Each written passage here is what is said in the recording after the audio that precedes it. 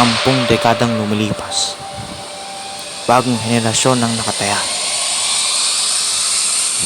At muling sisibol ni Zubedya sa kanilang mga tauhan.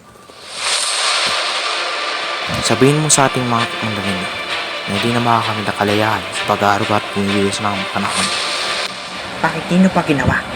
Sapagkat bigyan ko pa ng isa pang pagkakataon para susupin ng namin sa doble. Magaling sa isang taong marunong magkatubili sa kapwa Mandalenyo. Kapag ang Mandalenyo ay tutubusin ang sarili nilang dugo laban sa katiwalian. Kung pinapatuloy ni Leandro na pumapatay ng ilang kapwa ng Mandalenyo, kaya nga ba na masisikmurang gamit to na ipadala siya sa lalawigan ng Leyte? Ganun lang siya. Nung nakakilala kayo. Ngayon, hindi na.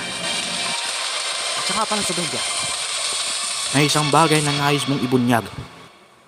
La muerte decidirá por ti.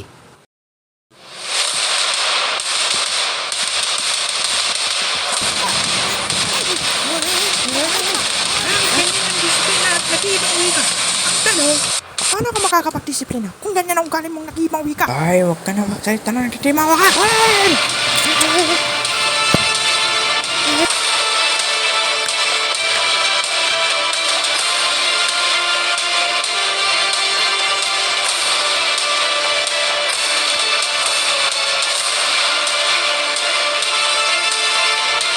Hindi ako naparito para makipag-away, kundi may papaalala sa'yo na si Zubedya may pakana ng lahat ng to. Mga bulan! Bulan yung mga pagtraidor!